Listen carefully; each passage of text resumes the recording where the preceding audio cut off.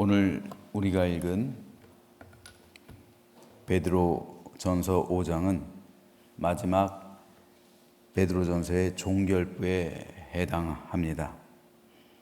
여기서는 여러 부류의 성도를 향한 겸손과 인내에 대한 권면을 주 내용으로 하고 있습니다. 베드로전서 5장은 크게 세 문단으로 나눌 수가 있습니다.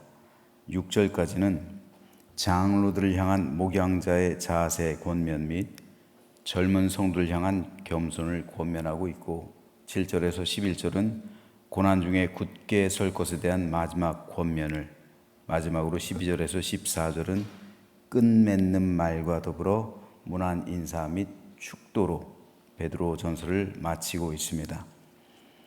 오늘은 이 가운데 먼저 1절 말씀에 대해서 살펴보겠습니다. 너희 중 장로들에게 권하노니 나는 함께 장로 된 자요 그리스도의 고난의 증인이요 나타날 영광에 참여할 자니라. 여기서 베드로는 특별히 소아시아 교회들에 있는 장로들에 대해서 목양에 대한 권면을 합니다. 그런데 이 구절 속에서 젊었을 때 베드로의 모습과 노년의 베드로의 모습이 비교되어서 나타나고 있습니다. 1절에 보면 베드로는 자신을 너희와 함께 장로된 자라고 소개하고 있습니다. 여기서 베드로가 말하고 있는 장로는 오늘날의 장로의 직분이 아니라 교회를 담임하던 목회자의 직분입니다. 즉 교회의 담임자들을 일컫는 말이에요. 그래서 베드로는 그들을 가리켜 함께 장로된 자라고 말합니다. 여기서 함께 장로되었다라는 말은 헬라 원어로 동료 장로들이라는 뜻이에요. 그런데 한번 생각해 보세요. 베드로는 예수님의 수제자였죠. 그리고 소아시아에 있던 교회 장로들은 대부분 베드로의 제자들이거나 혹은 베드로의 제자들에게서 복음을 듣고 그리스도인이 된 사람들이에요. 그들 가운데 장로가 된 거예요. 그 교회들을 치리하던 사람들이 된 거죠. 권위의 측면에서 볼 때는 베드로와 소아시아에 있던 교회 장로들의 권위는 다를 수밖에 없었죠. 그런데 베드로는 그들을 가리켜 자신과 동등한 동료 장로라고 말합니다. 베드로도 한때는 누가 더 크냐는 권위의 문제를 두고 다른 제자들과 핏대를 올리며 다투었던 때가 있었습니다. 젊었을 때는요. 하지만 노년의 베드로는 누가 더 크냐가 아니라 우리는 함께 장로된 사람들이라고 말하면서 자신을 낮추었습니다. 이 당시 베드로의 권위는 그리스도인들 가운데 가장 클 수밖에 없었어요. 예수님의 12 제자들 남아있는 사람이 별로 없었어요. 거의 다 순교를 하고요. 사도 바울조차 베드로의 권위와는 견줄 수가 없었어요. 베드로의 권위에 견줄 수 있는 사람은 예루살렘 교회 담임자인 야고보 그리고 사도 요한 정도밖에 없었어요. 그런데 그런 베드로가 자신을 한없이 낮추어서 소아시아에 흩어져 있던 작은 교회 장로들에게 동료 장로라고 부르면서 당신과 나는 동등하다라고 말하고 있는 거예요. 젊었을 때 베드로가 높아지려는 욕망으로 예수님을 따랐다면 노년의 베드로는 낮아짐과 겸손으로 예수님의 참된 제자가 되었습니다. 예수님께서 그토록 바라시고 원하시던 제자됨의 모습을 베드로는 노년에 이루고 있는 거예요. 그 모습을 보이고 있는 겁니다. 즉 젊을 때 베드로가 높아지려는 욕망으로 예수님을 따랐다면 노년의 베드로는 낮아짐과 겸손으로 예수님께서 바라시던 주님의 참 제자가 된 겁니다. 두 번째로 베드로는 자신을 가리켜 그리스도의 고난의 증인이라고 소개하고 있어요. 젊었을 때 베드로는 예수님 때문에 당해야만 했던 고난이 싫어서 예수님을 모른다고 부인했죠. 심지어 베드로는 자기가 살려고 예수님을 저주까지 했잖아요. 그랬던 베드로가 노년이 되어서는 자기 자신을 그리스도의 고난의 증인이라고 말합니다. 고난의 증인이란 단순하게 예수님의 고난을 목격한 사람이라는 의미가 아니라 예수님의 고난에 참여하고 있는 사람이라는 뜻입니다. 실제로 베드로는 대박해의 고난을 피하지 않죠. 그리고 로마에서 순교했습니다. 고난이 두려워 예수님을 부인했던 베드로가 주님을 위해 자기 생명을 버린 겁니다. 심지어는 예수님처럼 십자가에 온전히 달릴 수 없다고 해서 거꾸로 매달려 죽었다는 전승이 나오고 있죠. 이때 젊었을 때 베드로는 자기 영광을 위해서 예수님을 부인했지만 노년의 베드로는 하나님의 교회를 위해서, 성도를 위해서 믿음의 본을 보인 거예요. 그래서 순교한 겁니다. 세 번째로 베드로는 나타날 영광에 참여할 자라고 자신을 소개하고 있어요. 젊었을 때 베드로의 소망은 이 땅이었죠. 땅에 있었어요. 세상에서의 부, 명예, 권력, 그리고 영광을 얻는 것이 그가 지향했던 삶입니다. 그 인생의 목적이었어요. 그래서 예수님을 따른 거잖아요. 예수님을 따라도 세속적인 목적으로 따를 수가 있는 거예요. 얼마든지. 하지만 노년의 베드로는 나타날 영광에 참여하는 것이 소망이었고 그 인생의 목적이었습니다. 즉 베드로는 목적이 달라진 삶을 살아갔던 거죠. 목회를 해도 똑같아요. 이 땅이 소망이 될 수가 있어요. 그런데 이 땅이 소망이 되면 어떻습니까? 이 땅에서 부와 권력과 명예와 영광을 누려요. 목회를 해도 그렇게 될 수 있잖아요. 이 땅에서 이 것을 추구할 수 있잖아요. 젊었을 때의 베드로처럼. 하지만 노년의 베드로는 장차 나타날 영광에 참여할 자, 이것이 그 인생의 목적이 된 거예요. 이것이 그 삶의 소망이 된 거예요. 그리고 순교에 이르렀던 겁니다. 그리고 그 영광에 참여한 거예요. 이것이 중요하지 않을까요?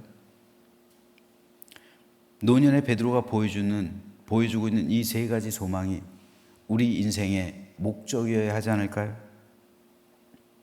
그러므로 우리는 이 세 가지 달라진 베드로의 모습을 배워야 하고 닮아가야 합니다. 우리도 전에는 베드로처럼 나를 높이려 했고요. 예수님을 믿기는 하지만 주님 때문에 고난받는 길을 피했어요. 또 하늘의 소망을 두기보다는 이 세상 영광을 추구하는 삶을 살았습니다. 그러나 베드로의 인생과 목적이 변하고 믿음의 소망이 바뀐 것처럼 오늘 우리가 그렇게 살아갈 때 우리 믿음의 대상, 그리고 우리 믿음의 소망과 목적이 바뀌게 되는 거죠. 그리고 베드로처럼 예수님의 참된 제자가 되는 거예요. 바라기는 저와 여러분 모두 베드로와 같이 인생의 목적이 바뀌고 노년의 베드로처럼 하늘을 소망하며 주님의 참된 제자의 길을 걸어가게 되기를 주님의 이름으로 축복합니다. 베드로는 이렇게 자신을 소개한 다음에 함께 장로된 교회 리더들을 향해 이렇게 권면합니다. 너희 중에 있는 하나님의 양무리를 치되 억지로 하지 말고 하나님의 뜻을 따라 자원함으로 하며 더러운 이득을 위하여 하지 말고 기꺼이 하며 맡은 자들에게 주장하는 자세를 하지 말고 양무리의 본이 되라.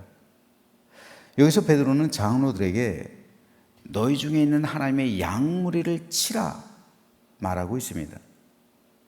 그런데 이 말은 부활하신 예수님께서 주님을 부인한 베드로에게 나타나셔서 하셨던 말씀이에요. 예수님께서 베드로에게 말씀하시죠. 시몬의 아들 시몬아, 네가 나를 사랑하느냐? 3번 질문하시잖아요. 내가 아직도 나를 사랑하고 있느냐? 너에게 나를 사랑하는 그 마음이 아직 남아 있느냐? 물으신 거예요. 그때 베드로가 대답합니다. 내가 주님을 사랑하는 줄 내 마음을 주님께서 아십니다. 예수님을 저주까지 하며 부인했던 베드로잖아요. 감히 다른 말을 할 수가 없어요. 주께서 아시겠죠. 주님은 아십니다. 다른 제자를 다 듣고 있잖아요. 주님은 아십니다. 대답할 수밖에 없었어요. 그때 예수님은 베드로에게 뭐라고 말씀하십니까? 내 양을 먹이라. 내 양을 치라. 내 양을 먹이라. 3번 말씀하세요. 지금 베드로는 예수님께서 말씀하셨던, 예수님으로부터 받은 그 말씀을 똑같이 장로들에게 하는 거예요. 그래서 하나님의 양무리를 치라. 그렇기 때문에 베드로가 여기서 말하는 하나님의 양무리를 치기 위해서는 먼저 뭐가 있어야 됩니까? 네가 나를 사랑하느냐? 이 말씀이 있어야 되는 거예요. 즉 장로들이, 각 교회에 있는 그 목회자들이 양무리를 치기 전에 네가 나를 사랑하느냐? 먼저 예수님을 사랑하는 마음이 충만히 있어야 하는 거예요. 그래야 목양의 길로 나갈 수 있게 되고 성도를 온전히 칠 수 있다는, 돌볼 수 있다는 겁니다. 예수님을 진심으로 사랑하지 않는 사람에게 주님께서 주님의 양을 맡길 수 없는 겁니다. 따라서 하나님의 양무리를 돌보는 사람을 향해 베드로는 억지로 하거나 더러운 이득을 위해서 하는 것이 아니라 예수님을 사랑하는 마음으로 하라는 거예요. 예수님을 사랑하기 때문에 하라는 겁니다. 그래서 양무리의 본이 되라고 권면하는 겁니다. 이것이 바로 베드로가 말하고 있는 목양의 3대 원칙이에요. 예수님을 사랑하기 때문에, 예수님을 사랑하는 마음이 가득하기 때문에 예수님께서 사명을 주시는 거잖아요. 내 양을 치라. 그럴 때 3대 원칙이 주어집니다. 첫째, 억지로 하지 말라는 거예요. 목회는 예수님을 사랑하기 때문에 예수님께서 주신 사명이 되는 겁니다. 그러니까 목회 억지로 하지 말라는 거예요. 그냥 마지못해 하지 말라는 겁니다. 목회는 예수님을 사랑하기 때문에 하는 거예요. 둘째로, 더러운 이득을 위하여 하지 말라는 거죠. 목회는 돈 벌려고 하는 게 아니라는 말입니다. 셋째로, 양무리의 본이 되라는 겁니다. 목회는 예수님께서 보여주셨던 모범을 베드로처럼 보여주는 겁니다. 본이 되라는, 다시 말해서 표상이 되라는 거죠. 닮아가는 믿음의 어떠한 이 표상이 되어서 그 모습을 보고 배울 수 있도록 하라는 거죠. 그러므로 오늘의 이 말씀은 가장 먼저 목회자인 저에게, 그리고 우리 교회에 있는 목회자들에게 해당하는 말입니다. 목회자로 살아가는 이상 베드로가 말하고 있는 이 목양의 3대 원칙을 반드시 지켜야만 합니다. 이것을 지킬 때 하나님으로부터 칭찬받고 좋은 목사라는 인정을 받게 될 겁니다. 저는 저와 우리 교회에 있는 모든 목회자가 이 권면에 따라 예수님의 진실하고 참된 종이 되기를 소망합니다. 무엇보다 목회는 예수님을 사랑하기 때문에 한다는 이 사실 잊지 마시고 성도들도 이를 위해 변하지 않는 목회자가 될 수 있도록 기도해 주시길 부탁드립니다.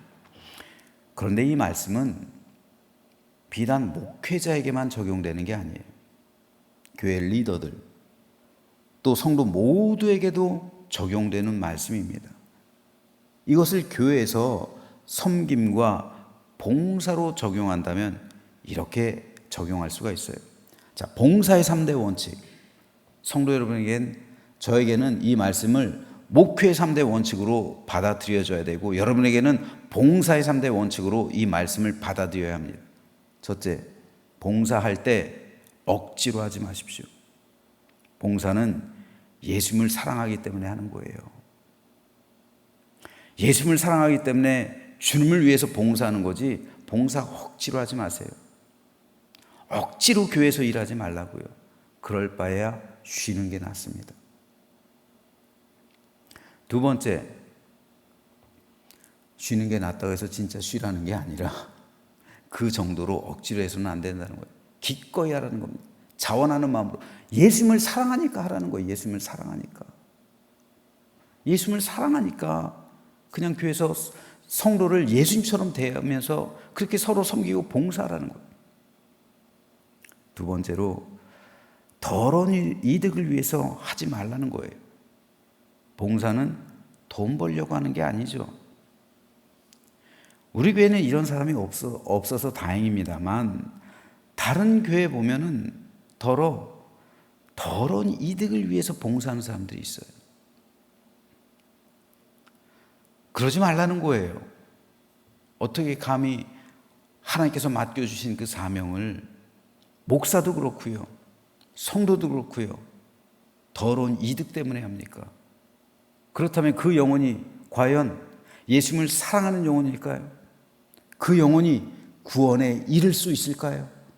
처음에는 예수님을 사랑하는 마음으로 시작했다 할지라도 돈이 많아지고 풍족해지고 그리고 더러운 이득에 의해서 내 욕망과 욕심으로 점철이 되어 버린다면 그 영혼이 구원에 이를 수 있을까요?